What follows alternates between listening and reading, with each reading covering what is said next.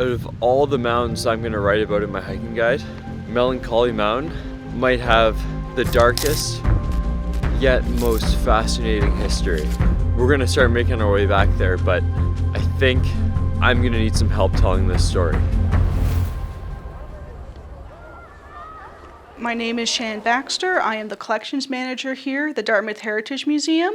So a big part of my role here is to take care of our artifacts. So the story began in April 11th, 1842. The two daughters of John and Jane Meagher, their two daughters, Jane Elizabeth and Margaret, went outside to play. And it was apparently a beautiful April morning. The two parents were sick. Their father, John, was actually recovering from measles, and their mother had just given birth to their youngest child, so they were at home inside recovering. And then by the end of the day, they realized that the girls hadn't come home. So the father got up to try to search for his daughters, brought in friends, but by the end of the night, they still couldn't find them. The word got out down to Dartmouth and even to Halifax. There was a newspaper article later just calling on people to help with trying to find the girls. And very little was found. Further up north of Loon Lake, they found some footprints and then later a scrap of cloth, presumably from one of their dresses. Here we are on the top of Melancholy Mountain.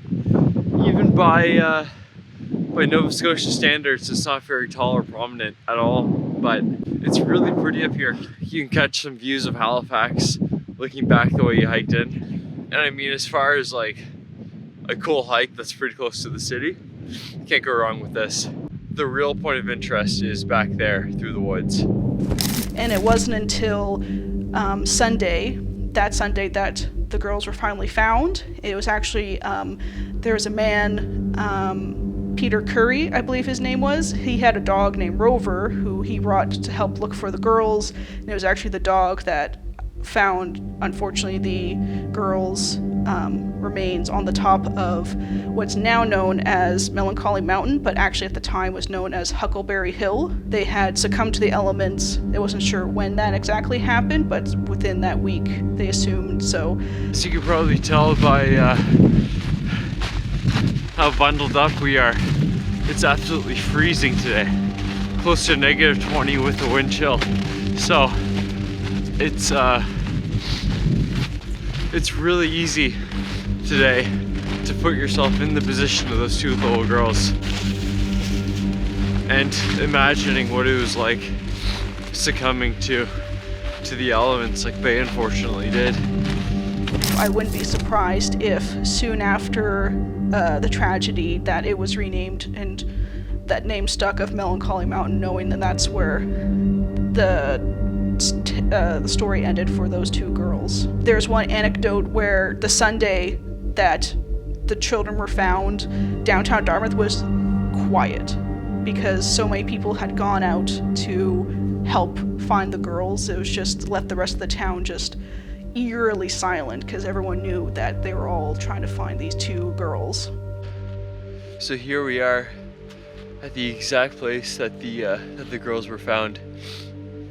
I've been back here several times now, and every single time there's a stillness, almost an eeriness in the air.